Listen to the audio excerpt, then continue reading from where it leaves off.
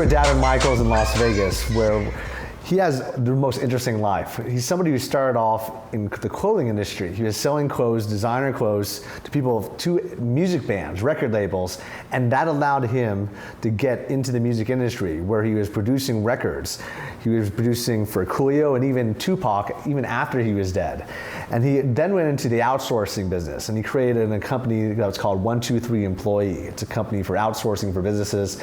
He wrote 3 awesome books. One of them became a New York Times bestseller. Could you talk to us a little bit about that book, and then also talk to us a little bit about what you're doing now? Because what you're doing now, I think, is particularly interesting to our audience, because you now have created a CRM, a customer relationship management program that can be used not just for business, but for your personal life as well. So I'd love for you to talk about this, and I think it's really cool because he's also somebody who actually was also showing his music. I was just in a music video yesterday, and he also is producing his own music, and it's really fun. Thanks. It's great to be here with you, brother. And my book is called Outsourcing Smart. I've actually written a bunch of books, probably about 10 so far. Oh, wow. About 10 books. 4 of them haven't even been released yet, just because it takes so much work, so much time, so much of our resources to get a book out there that they're just kind of shelved for the moment. But one of them was on McGraw-Hill. It was called Outsourcing Smart, and it became a New York Times bestseller, and that was really great for the business. It really, kind of took us to another level, which was exciting. Since that has happened, I've spoken to other New York Times bestsellers. I've had a chance to meet them, and these are like captains of business, and they all say that becoming a New York Times bestseller was probably the hardest thing they ever did, and it was hard for us too. It was a lot of work, but we pulled it off, but we barely pull it off. So whenever I meet somebody that says, hey, I bought your book, I always thank them, because I say, look, there's 15 spots on the New York Times bestseller list. I was number 14, so thank you so much. So yeah. One of the things that you did to promote that book was to create this video. Outsourcing Smart, music video. Outsourcing Style, yes. Outsourcing yes, Style, yes. Gangnam Style. Yeah, it was a Gangnam Style video, just like you did with your wedding, right? Yeah. And it was around the Gangnam Style time, and our VP, Bujal Palmer, he had this idea. He said, Dav, why don't we shoot like a Gangnam Style video for the launch? And so we call it Outsourcing Style. We had hundreds of our employees flood into the street, and we did like a flash Gangnam Style thing. We shut down the streets, and it was crazy because our business is in the Philippines. So at 4 a.m. we started shooting inside our center. At 6 a.m. we were in the streets because we had to close down the streets. At 8 a.m. we were done because it gets too hot in the Philippines by the morning. And that video during our launch went viral, and that was one of the things that really pushed us over the edge and made it a New York Times bestseller. Wow, that's great. Yeah. You said it was really, really hard to make it to the bestsellers list. So hard. What are some of the other things you had to do other than the music video? Sure. Well, what we did is we had a big campaign because we wanted to push as many books through in as short amount of time as possible. That was kind of our mission. And so to kind of hack that and make that happen, the way we did it is I created a software program, and I told my audience, I said, I told my tribe, I said, look, get a copy or pre-order a copy of the book right now, and I'll give you this software that I created for free. And then eventually the book will come out in the future, and then you'll get it. So we had to come up with a lot of different ways to sell books. We did everything from just buying single books and getting your software for free, all the way to like buying 1,000 books and you could come to my mastermind, or buy 3,000 books and we'd have like an experience. We'd go like hang gliding together, or one was we'd go to Vegas together and spend the weekend and party, and so we sold these different experiences, but instead of selling it for cash, we sold it for books. Wow, that's a great idea. Yeah. Never thought about that. That's pretty crazy. So what were some of the people saying after they went to hang gliding with you and they read your book?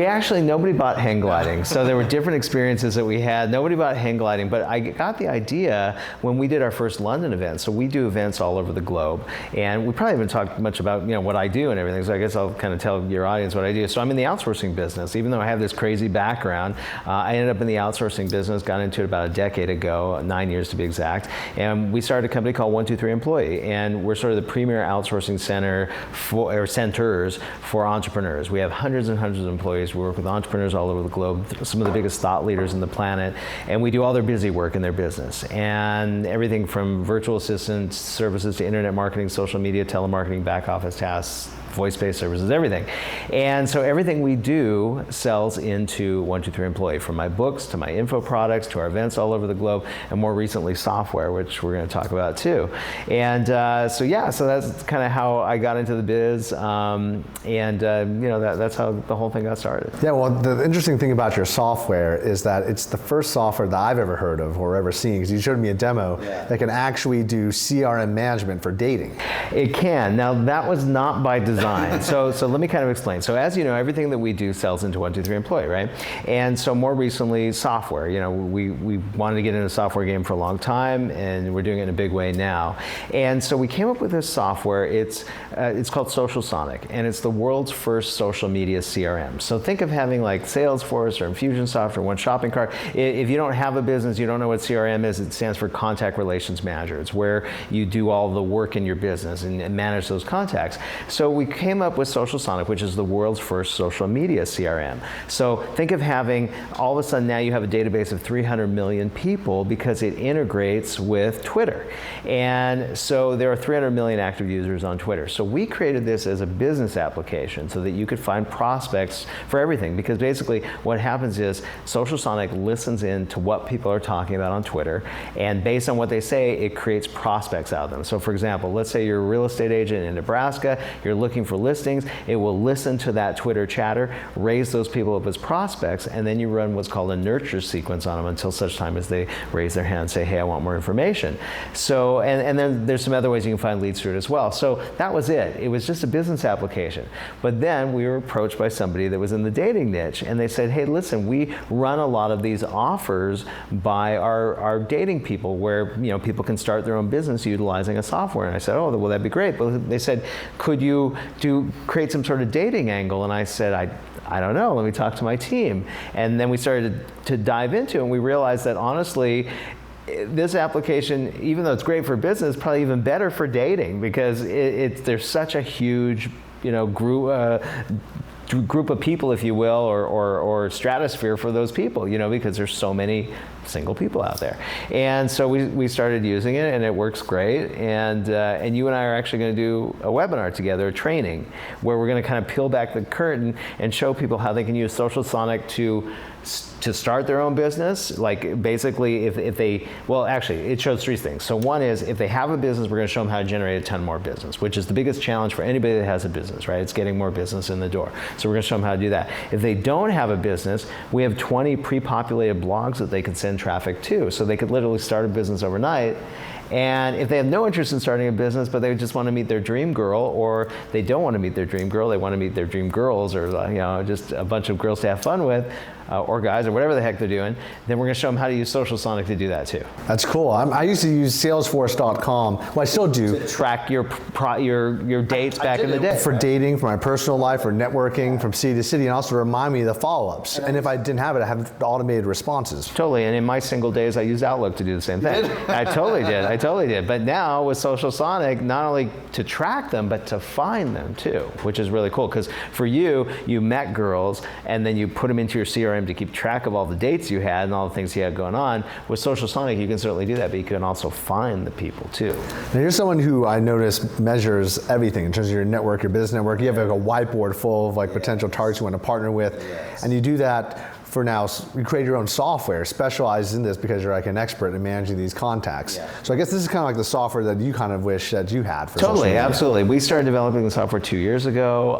Back then it integrated with Facebook and Twitter, but by the time we got into final development, Twitter was where it's at. And some people think Twitter is great, some people think Twitter is a little passe, but there's 300 million active contacts on Twitter. There's more people than you could ever want in a lifetime to interact with. Did you use 123 employees, people, to build the software? Yes and no. So we have roughly about 400 employees today, but they're mostly in the service of what we call BPO, which is business process outsourcing. So they're basically doing busy work for our clients. But we do have a small dev team in India, and they are the 123 employee dev team, even though it's not our core business. And yes, that was our programmers that created it. It's such an interesting business for someone from your background to get into for me, because you went from music, and I think you also went to the telecommunication industry and then sold the company. And then you went into outsourcing, and then software, and now you're a tech CEO. Yes. Like, how do you get from these random paths? Well, I find that a lot of entrepreneurs tend to fall into opportunities, right? And mine always kind of had a bit of a flow, and then some of it was just sort of luck or happenstance, if you will. But for me, my background is I started in the clothing business, and I designed clothing for some of the biggest bands of the 80s and 90s. And what I was doing is I was designing clothing for these bands. I was 15 years old. These bands had nothing going on. They were playing their garage. They were playing, their basement, very small venues. But a funny thing happened literally days after we opened for business. MTV came on the air, changed the face of music, and changed our lives. So we were working with these bands that had nothing going on. Within a year, they were selling, or within about a few months, they had record deals. Within about a year, they were selling millions of albums. And we just rode that wave. And it was an incredible time, traveling with Flock of Seagulls and Thompson Twins and Duran Duran, all these great bands. And it was incredible. And a couple years later, I sold that business. I had a telecommunications company. Very humble beginnings. But we worked very hard. 5 years later, we were in 60 cities across the US. I sold to a public company, took back stock in that company. Half that company got bought out, and that moment in time changed my entire life.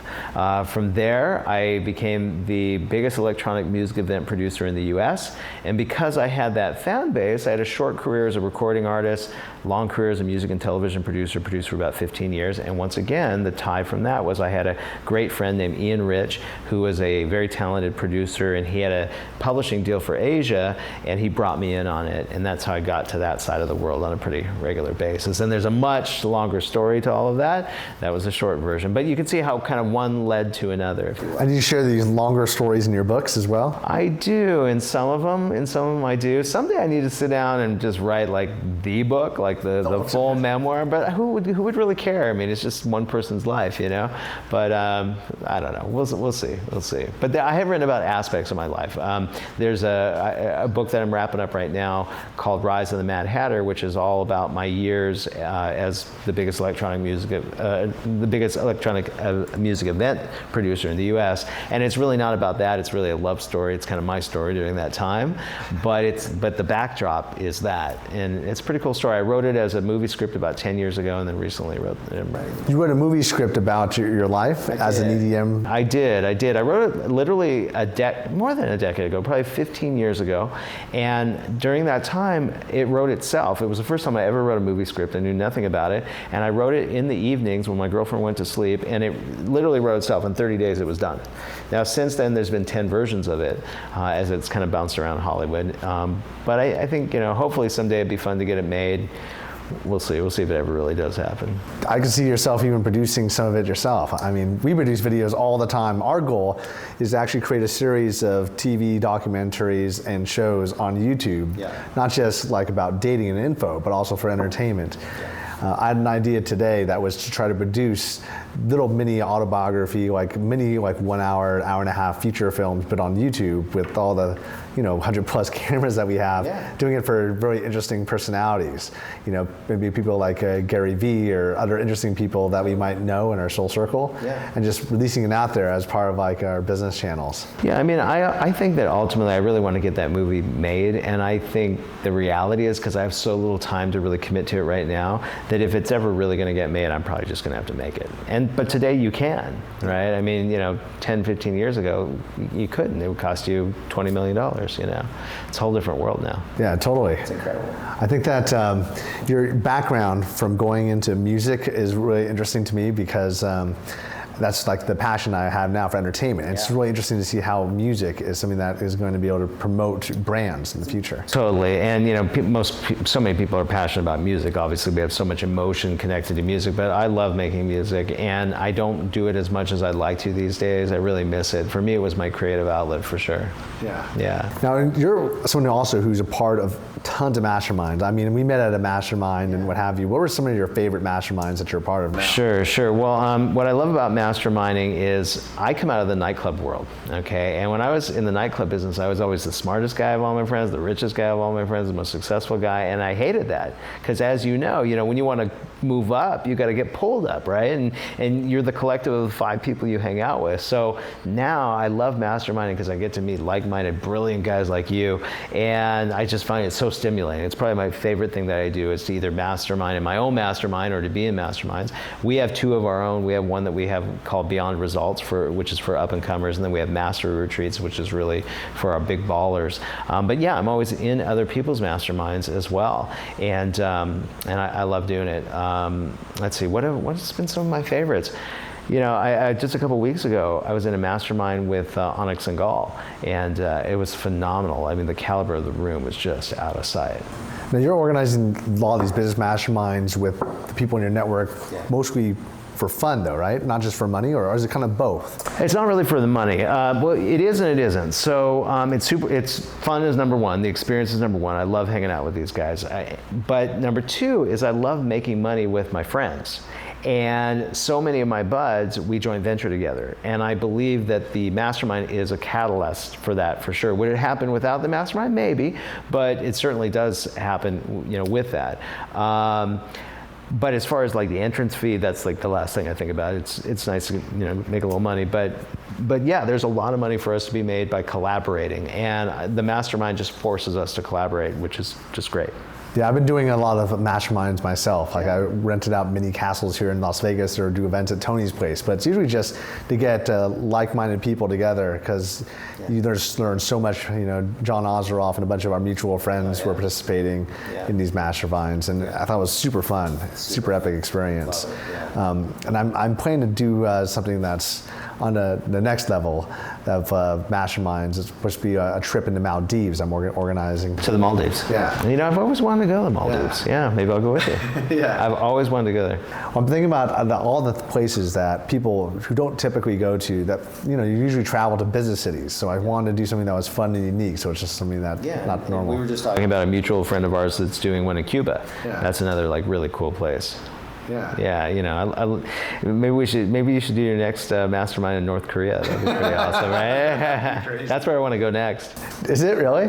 That would be super hilarious. We just not to tell anyone, because what's interesting about that actually would be pretty cool. We actually, because you were kind of stuck together in these rooms, supposedly. I haven't taken the tour, but I've seen the videos where you go into these karaoke rooms, and that'd be your chance to actually use it as a mastermind session as opposed to actually doing karaoke. But it'd be girls in the room listening to what we're talking about. It was interesting. I was in South Korea the other day, and I had a 9-hour layover at the airport. So I went up to the information desk, and I'm like, look, I have a 9-hour layover. What do you suggest I do? And they said, actually, Korea offers free tours here at the airport. So free for anybody anywhere in the world that comes to Korea, they can take free tours. I go, that's the coolest thing ever, right? Like, I mean, we should do that here.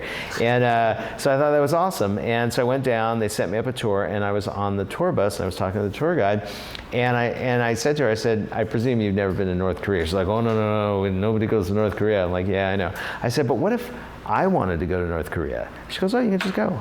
And I go, you can just go?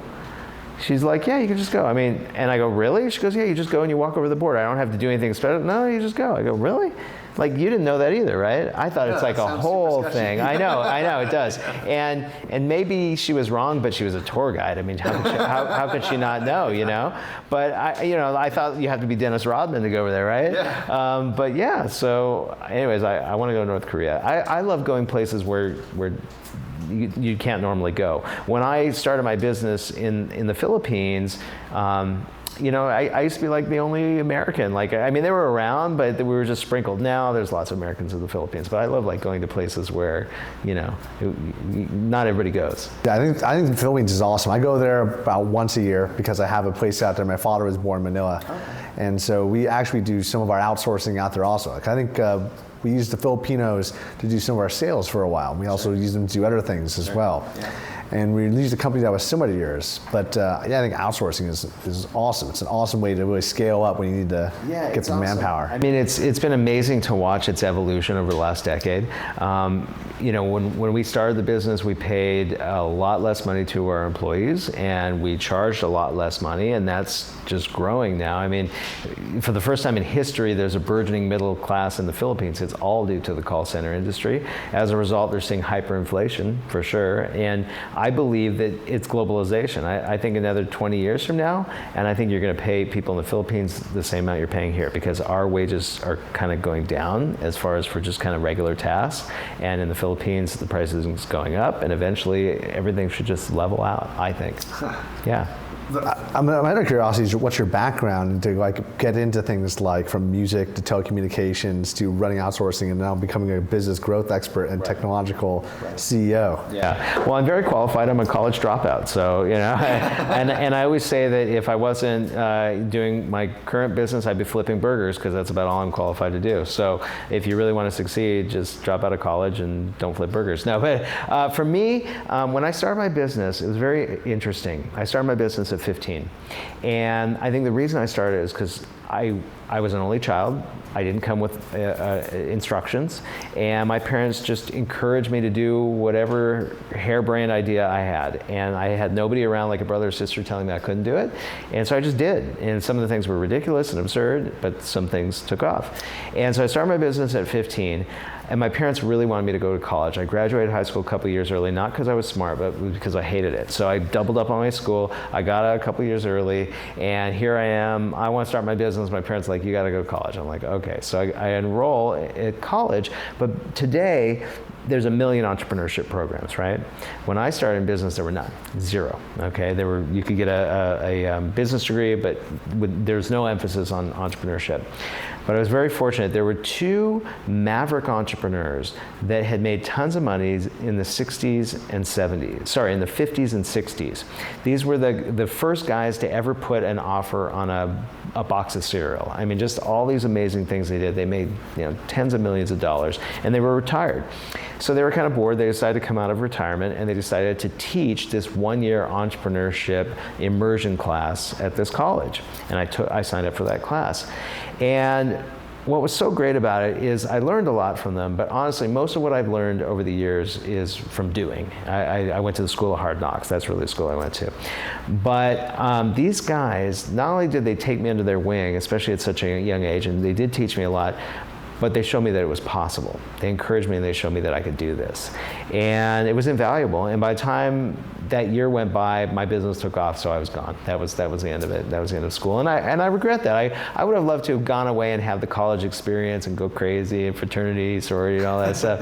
But yeah, did you do that? You did. That's exactly what I did. I was partying my butt off. And it was incredible. Well, my major was partying, basically, and I used it to create RSD. Right. But at the same time, I know guys who graduate from Ivy League schools like Michael Ellsberg. And then he wrote a book about how everyone should drop out of college and become entrepreneurs. Gotcha. But still, that was my guess is that was one of the greatest times in your life, right? It was epic. It was so much fun. See, I got such fond memories just having that. I went to a party school. Sure. And which school did you go to? University of Wisconsin-Madison. Okay. And my guess is that a lot of those guys are still your great friends today, right? Yeah, and I learned so much about throwing events. We do over 1,000 events a year, but it's because I was throwing so many parties. Right. My parties were epic. Yeah. If you ask anyone who went to school at the University of Wisconsin between 1998 and 2003, if they know who Nick Papagiorgio was, that was me. Because I was throwing these epic parties that were in the magazines, newspapers from across the country. Yeah. We were Playboy Magazine's #1 school. Tell me that. And it was so much fun. We were having parties in mansions in the lake, 55-foot motor yachts, separate clubs, and there's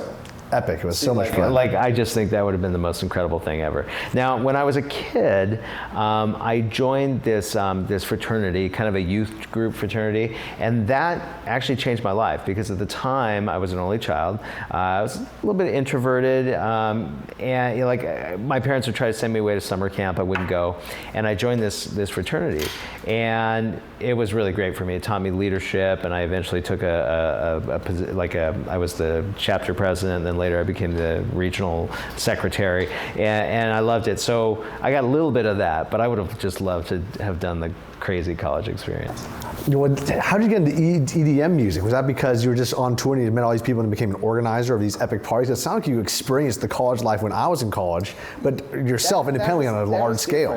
Yes and no. So what happened was I was doing these parties. There's a whole story, and we don't have enough time to tell you the whole story. But basically, my parties took off. I had about 15 to 20,000 people a night that would come to my parties, and it was pretty cool. And because of that built-in fan base, if I threw a concert for myself as a recording artist, I had a packed venue, which was great. And that allowed me to get distribution, get my record company up, and so on and so forth. But I just kind of fell into that because I was doing EDM. Even though what I really wanted to do was, I actually liked pop music and I liked hip hop, and I knew that I could do a really good job writing and producing that music. And then what happened is I had a record label with my former partner, Layla Steinberg. She discovered Tupac, and that threw me into the hip hop world. And then eventually I started doing pop music too. But yes, that party thing was incredible. I mean, I loved it. I really thrived on the party, being able to create this and then see tens of thousands of people dancing, and it was incredible. But I didn't get to have the crazy party thing per se because I was engaged during the whole time. Yeah. And so I wasn't screwing around and stuff.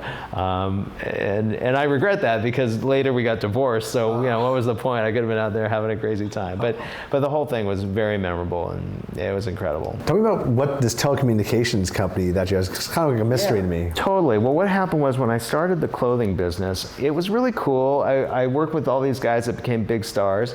But it was my first business, and I was really waiting on them when you think about it. I mean, I remember, I'd get down on my knees and work on their, setting up their pants and stuff before I give it to the seamstresses, and just all this. I was waiting on them, and that wasn't what I wanted to do. I mean, yes, it was my business, but I didn't want to wait on people. If anything, I wanted people to wait on me, probably, right? So I knew that wasn't my perfect business. A couple years later, we sold that, and then I didn't know what I was going to do next. But I was intrigued with the concept of residual income, being able to bill somebody on a monthly basis. And there's no mystery to that. There's a billion businesses that do that. But for me, as a kid, that was intriguing to me. I just wanted a business with residual income, because when I was in the clothing business, I do a big tour, make a lot of money, but then we had to get the next client. There was nothing residual there, there was no monthly billing. So I was just kind of looking for a vehicle, and at the time, voicemail had just started. Okay, today we all take it for granted, everybody has voicemail. But I met these guys, they had a company, and they were selling standalone voicemail boxes. And the first time I heard voicemail, I thought it was the most amazing thing I'd ever heard. I mean, now it's hard to believe that that's amazing, but it was. Back then we had live answering services. And so all of a sudden you had this computer answering your phone. It was mind-boggling. And so I wanted to get into that business. So I bought what's called a Centigram, which was the first computers that kind of did that. And I got into that business, but I was too early. Nobody understood it. They couldn't wrap their brain around it. I mean, it's so crazy when I'm telling you that right now, because who would think that somebody couldn't wrap their brain around it? But you could. Yeah, I mean, our company uses a service just like that. Yeah, everybody does. But back then it was just too early. So from there, I ended up in the paging business. I was in the telecommunications business, and I was really in the heyday of the paging business. We put up a paging channel, and back then that was the cell phone of the day. So everybody had them, and we were making a lot of money. I was making more money than kids should be making. I had my pockets, some of our business was cash, so my pockets were full of cash, and all the time, and I had beautiful cars and beautiful women and beautiful clothes, and it was just fun. It was really fun. You lived the rock star life. I did. Many times over, yeah. Well, I love to see that movie made, that kind of lifestyle. I want to make the movie. Maybe we should make it together. Yeah. There you go. That'd be fun. Yeah. Well, awesome. Thanks so much. I know you have a meeting to roll to, but I look forward to learning more about this webinar. And so we'll invite everyone to the webinar. When they watch this video, they'll automatically get registered for the webinar, and they can check it out and see what we're doing. It's really earth-shattering. It's pretty cool technology. Yeah, I love the idea of social media with a CRM, as I've used some stuff in the past, just for my own personal life and also for our business. We were talking earlier about some of the stuff you could do with Twitter, and there's so many people that aren't really maximizing that. And I really look forward to doing this with you. It's awesome. Yeah, thanks for having me, bud. I enjoyed it. Yeah, cheers. Thanks, bro. So if you guys like this video, subscribe to my channel, write your comments below. Definitely check out the webinar no matter what. It's going to be an epic experience. He's put together a special package. Daven has a package where you can actually not only get the webinar, but get 100 hours with a virtual assistant to help you, whether it's for your business or for your personal life. So check it out. Cheers.